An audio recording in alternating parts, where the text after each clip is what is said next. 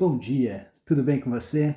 Eu espero que esteja bem e que você tenha passado mais uma semana feliz em Cristo Jesus. Hoje a gente vai continuar estudando nossa quinta aula, a gente agora já está na segunda metade do livro de Filipenses e a gente vai continuar estudando sobre esse segredo da felicidade. E hoje a gente vai entrar no ponto central desse segredo da felicidade. Hoje eu quero falar com você sobre o maior tesouro, o tesouro que nós encontramos em Cristo Jesus. E esse é o tema de hoje, dessa aula. A gente vai lá para o capítulo 3 de Filipenses e a gente vai ler metade desse capítulo, tá bom? Então primeiro vamos fazer igual a gente já vem fazendo, a gente lê primeiro todo o texto e depois a gente vai explorando o texto com seus detalhes. Vamos lá então. Capítulo 3, versículo 1 de Filipenses diz assim: Finalmente, meus irmãos, alegrem-se no Senhor. Escrever-lhes de novo as mesmas coisas não é cansativo para mim e é uma segurança para vocês. Cuidado com os cães, cuidado com esses que praticam o mal, cuidado com a falsa circuncisão, pois nós é que somos a circuncisão. Nós que adoramos pelo Espírito de Deus, que nos gloriamos em Cristo Jesus e não temos confiança alguma na carne, embora eu mesmo tivesse razões para ter tal confiança. Se alguém pensa que tem razões para confiar na carne, eu ainda mais. Circuncidado no 8º dia de vida, pertencente ao povo de Israel, à tribo de Benjamim, verdadeiro hebreu, quanto à lei, fariseu, quanto ao zelo, perseguidor da igreja, quanto à justiça que há na lei, irrepreensível. Mas o que para mim era lucro, passei a considerar como perda por causa de Cristo. Mais do que isso, considero tudo como perda, comparado com a suprema grandeza do conhecimento de Cristo Jesus, meu Senhor, por cuja causa perdi todas as coisas. Eu as considero como esterco para poder ganhar a Cristo e ser encontrado nele, não tendo a minha própria justiça que procede da lei, mas a que vem mediante a fé em Cristo, e a justiça que procede de Deus e se baseia na fé. Esse texto que a gente leu é fantástico. Aliás, é complicado, né? Eu já estou sendo repetitivo. Todo texto que a gente lê é fantástico, porque a palavra de Deus é assim, é fantástica. Mas esse texto ele tem verdades aqui muito importantes para nossa vida e para nossa alegria. Então, vamos começar aqui a explorar o texto, não é? E a gente vai começar aqui, então, logo no versículo 1, onde Paulo ele volta, né? Ele sempre está relembrando para a gente qual é o tema do livro. Ele fala: finalmente, irmãos, alegrem-se no Senhor. Alegrem-se. Escrever de novo as mesmas coisas não é cansativo. Quando a gente fala de uma coisa boa, a gente não se cansa de falar. Né? É igual eu falo que a Bíblia é fantástica, que todo livro que a gente lê, todo texto que a gente lê é fantástico.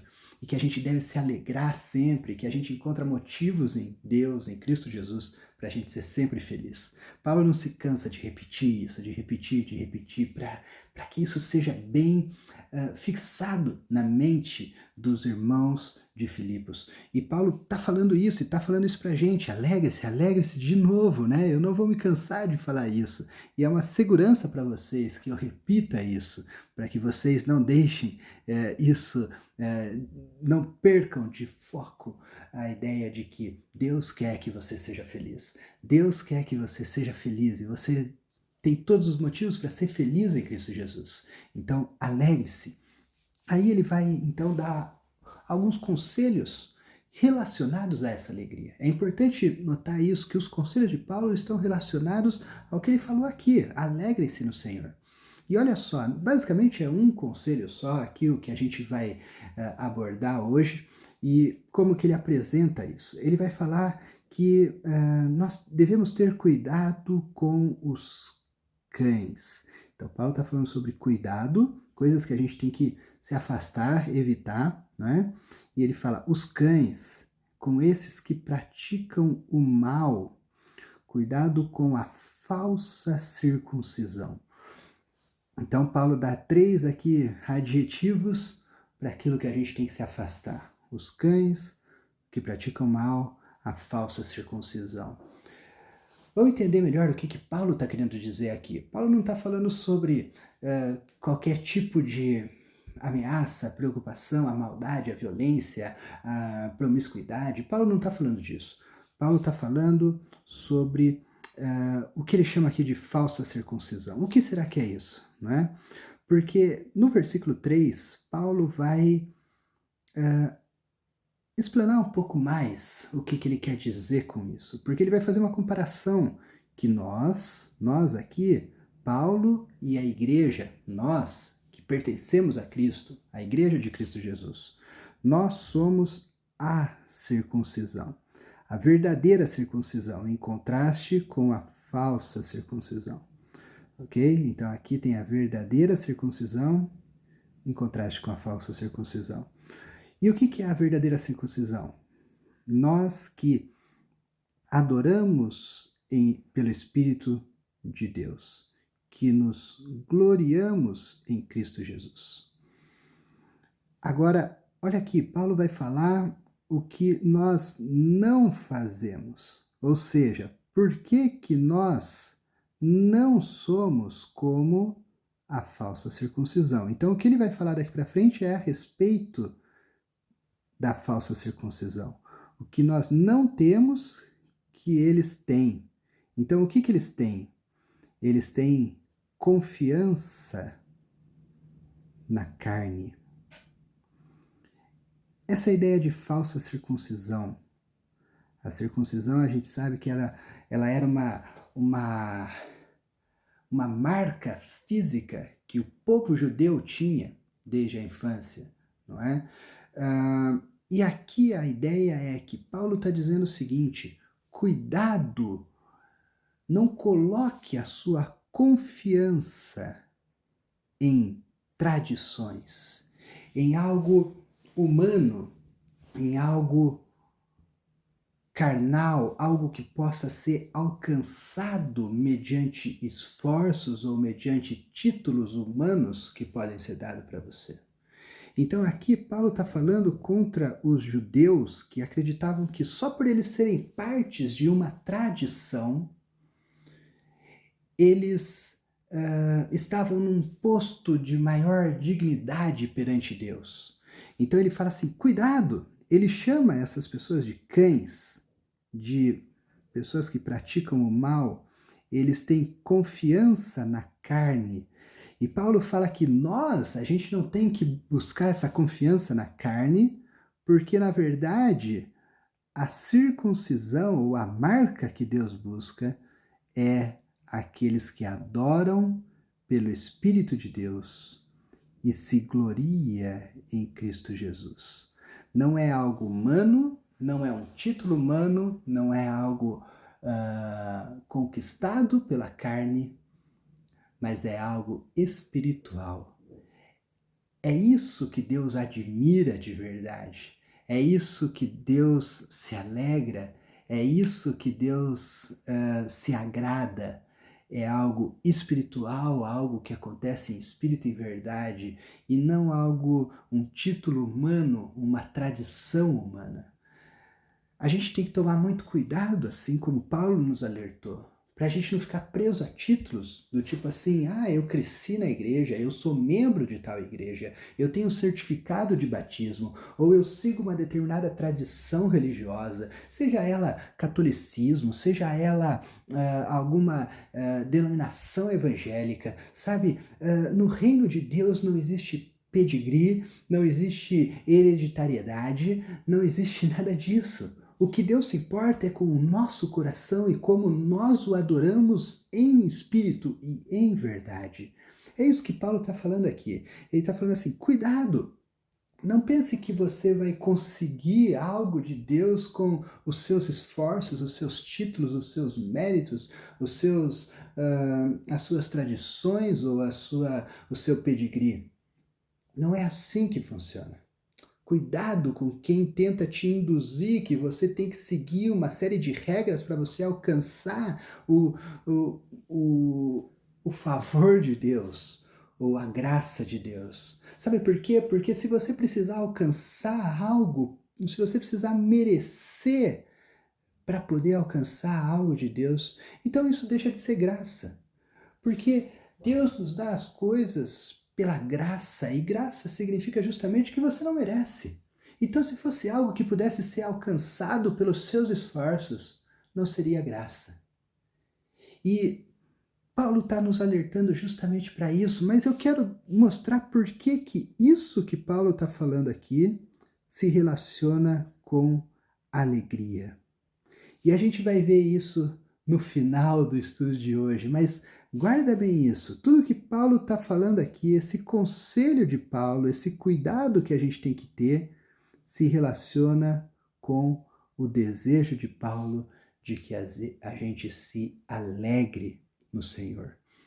Então, Paulo vai seguir o seu raciocínio aqui, e ele vai falar que se tem alguém que pode ter razão para confiar na carne, ele tem ainda mais. Então agora Paulo vai se colocar como exemplo de confiança na carne versus graça de Deus. E é isso que Paulo vai mostrar então nos próximos versículos. A gente vai caminhar agora para o versículo 5 aqui, aonde Paulo vai dar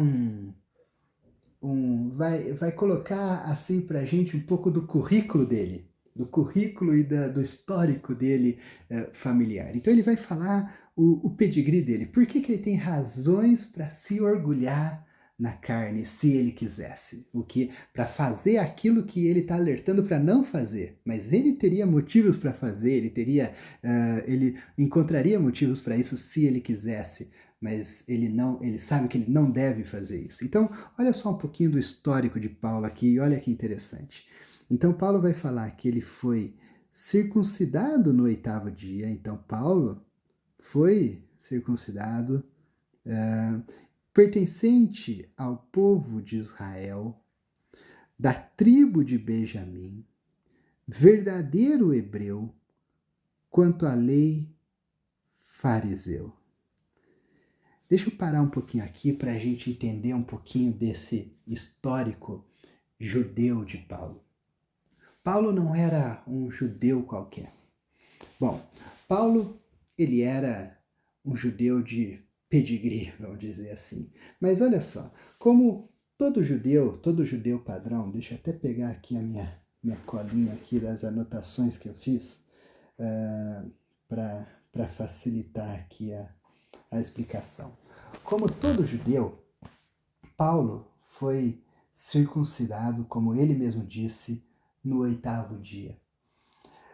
Aos 5 anos, como toda criança judia, como todo menino judeu, ele começou a estudar a Torá, que são os 5 primeiros livros da Bíblia. Eles eram desafiados a decorar os 5 primeiros livros da Bíblia: Gênesis, Êxodo, Números, Levíticos e Deuteronômio. Eles eram desafiados a decorar isso, e aos 6 anos, então, ele começa a frequentar a escola de rabinos. Paulo não era simplesmente um judeu qualquer, mas ele era um pequeno judeu sendo preparado para ser um rabino. O que é um rabino? É um doutor da lei, alguém que se prepara no máximo. Todo judeu tem muito conhecimento da lei, mas alguém que se preparava assim no mais alto nível para ser justamente um professor para outros judeus, um mestre, alguém que ensinaria outras pessoas. Então, aos 6 anos, ele entra na escola dos rabinos. Aos 13 anos, depois do bar mitzvah, não é? Que é aquela cerimônia, né? Aquela festa que se faz para o menino judeu, ele vai estudar, então, ao lado de Gamaliel. Gamaliel era um dos principais rabinos, um dos principais mestres da época. Então ele tem o melhor professor, estuda na melhor escola, é preparado para ser um grande líder lá na frente. Paulo vai construindo o currículo, com certeza não só por suas escolhas, mas pela formação dos seus pais e todas as intenções dos seus pais para o futuro dele. Então, ainda, né, Saulo, não é, era o nome dele, né? Depois que foi mudado o nome. Ele está se preparando para ser um rabino, para ser alguém de uma certa relevância ali dentro da sua religião do judaísmo. Então, aos 18 anos, enquanto ele estudava com Gamaliel, ele começa a ouvir falar de um novo rabino. Ele começa a ouvir falar de um novo mestre. Um mestre sem pedigree, que não nasceu numa família importante igual a dele, mas que começa a despertar a atenção de multidões. Ele começa a ensinar algo diferente. Ele não seleciona meninos de ótimas famílias e de uma ótima instrução para ser os seus discípulos, mas na verdade ele seleciona pessoas improváveis, pescadores, cobradores de impostos. E então ele começa a viajar e começa a reunir multidões.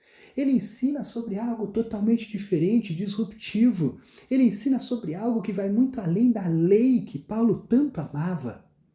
Paulo começa a ouvir sobre essas coisas quando ele tinha 18 anos e quando ele tinha 21 anos.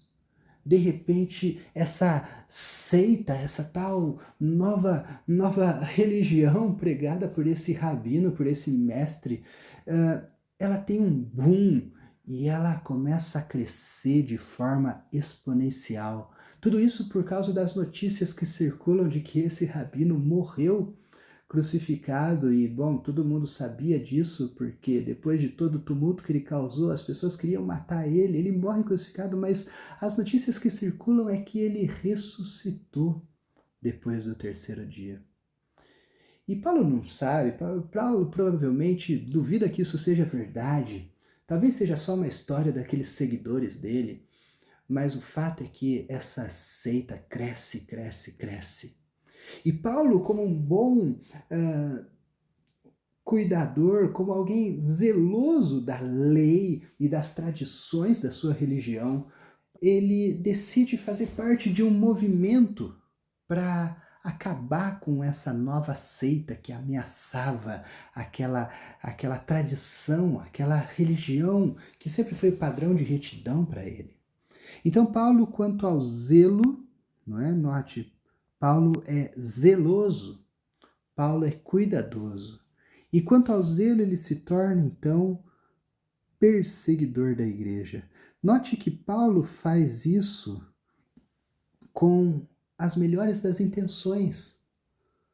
Paulo cresceu aprendendo o que era certo e agora ele vê um movimento distorcer aquele padrão do que é correto que ele aprendeu. Então ele se torna um perseguidor da igreja. A igreja, no caso, é esse movimento, não é, que está modificando, que está assim, trazendo uma nova visão para aquilo que ele considerava como o padrão perfeito da lei. Quanto à justiça que há na lei, então, Paulo se considerava irrepreensível. Note bem essa palavra, irrepreensível. Era assim que Paulo se autodenominava. Esse era o currículo de Paulo. E diante da lei, diante daqueles que eram a falsa circuncisão, Paulo, ele tem todos os motivos para se gabar de ser alguém além da média. Mas olha só, num determinado momento, enquanto Paulo caminhava em direção a Damasco para perseguir a igreja junto com um exército para poder prender todos aqueles cristãos, Paulo tem um encontro com Cristo Jesus. Aquele que ele achava que era mentira, que tinha ressuscitado, mas de repente, numa luz do céu, ele cai do cavalo, ele vê Jesus com seus próprios olhos. Então tudo muda para ele. E toda a realidade dele, aquele padrão de seguir a lei para ser alguém bom, cai por terra junto com ele quando ele cai do cavalo. Então ele fala que tudo aquilo que era lucro para ele, ele passou a considerar como perda. Olha a troca. Lucro se torna perda por causa de Cristo. Naquele momento, tudo que Paulo tinha, ele deixa para trás e se torna perda. Olha só, ele continua falando e trazendo outros adjetivos aqui interessantes, ou melhor, outras abordagens para isso. Então, tudo isso aqui que ele tinha, não é? Se torna perda. Depois ele vai falar de novo que ele considera tudo isso como perda, se comparado à suprema grandeza do conhecimento de Cristo Jesus. E depois ele vai falar de novo que considera tudo isso como esterco para poder ganhar a Cristo. Aqui essa palavra esterco é bem interessante. Essa palavra foi a palavra mais polida que o tradutor conseguiu encontrar para colocar aqui. Mas é isso mesmo que Paulo está querendo dizer.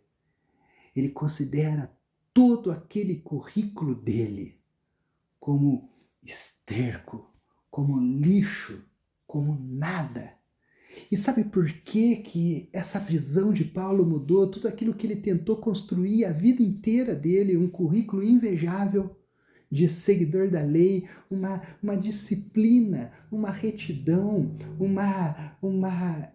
alguém irrepreensível, uma vida irrepreensível. Tudo isso ele considera como perda. E sabe por quê? Por causa de Cristo. Porque ele encontrou a Cristo. Porque ele encontrou algo grande, algo de suprema grandeza, que foi conhecer a Cristo Jesus. Jesus, quando foi falar sobre o que era o reino de Deus, lá em Mateus 13:44, ele usa um exemplo que resume de uma forma fantástica o reino de Deus. É a parábola mais curta da Bíblia, é um versículo só, Mateus 13:44. Ele fala assim que o reino de Deus é semelhante a um tesouro escondido no campo. Que um certo homem foi e encontrou o tesouro e escondeu ele de novo. Então, cheio de alegria, ele foi, vendeu tudo o que tinha e comprou o campo. O que Jesus está dizendo aqui que é o reino de Deus significa, é semelhante a você encontrar algo tão precioso, tão maravilhoso, que você abre mão de tudo que você tem por aquilo. Porque aquilo é precioso demais. E você faz isso cheio de alegria. Foi assim que Jesus falou lá em Mateus 13:44. E é de alegria que Paulo está falando aqui. Uma alegria que faz você considerar tudo como perda, tudo como lixo, como esterco, quando você entende a grandeza que é conhecer a Cristo Jesus. A grandeza que é, a beleza que é conhecer a Cristo Jesus. É disso que Paulo está falando aqui. É uma comparação entre tudo que você pode conquistar nessa vida e o tesouro que é Cristo Jesus. Agora, olha só que interessante, por que Cristo Jesus é esse tesouro? Ele vai explicar aqui que ele considera tudo como esterco para poder ganhar a Cristo, ser encontrado nele. Olha só, por que é maravilhoso conhecer a Cristo Jesus? Por que isso é um tesouro que muda todas as coisas? Porque eu não tenho mais a minha própria justiça que procede da lei. Eu não preciso mais me apoiar à minha própria justiça. Era isso. Era o currículo. Eu não preciso mais lutar para conseguir títulos humanos, reconhecimento humano, honras humanas, um padrão humano. Eu não preciso mais correr a corrida que todo mundo corre, buscar aquilo que todo mundo busca. Eu não preciso mais, porque não depende mais de mim, não depende mais do que eu faço, mas depende do que Ele faz por mim. E se eu não preciso mais correr essa corrida e buscar essas coisas que todos buscam e que eu sempre busquei, então eu sou livre. E por isso eu posso ser feliz. Olha só, porque quando eu conheço Jesus, eu não preciso mais da minha própria justiça, mas a justiça, que vem mediante a fé em Cristo. A justiça que procede de Deus e se baseia na fé. Isso é fantástico. Em Romanos, Paulo fala assim que o justo viverá pela fé. A fé é o único meio da gente encontrar a justiça que procede de Deus. Uma justiça que não vem de nós, mas uma justiça que diz respeito ao que Jesus fez por nós, não ao que nós podemos fazer por Ele. Olha só, a ideia dos judeus, a ideia de Paulo mesmo, era o que ele estava fazendo para Deus. O quanto ele estava sendo zeloso, o quanto ele estava sendo irrepreensível diante de Deus. Mas quando ele encontra Cristo Jesus, ele percebe que não é sobre o que ele tem que fazer para Deus, é sobre o que Jesus fez por ele.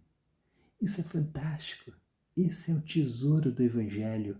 Esse é o tesouro do reino de Deus que Jesus falou por ele. Quando você entende isso, quando você entende que você não precisa buscar mais nada, você pode abrir mão de tudo e considerar tudo como perda. Esse é o segredo da felicidade. Você ter essa alegria que vem de Deus. É por isso que Paulo insiste para que nós sejamos felizes. Sabe por quê? Felicidade não é uma opção.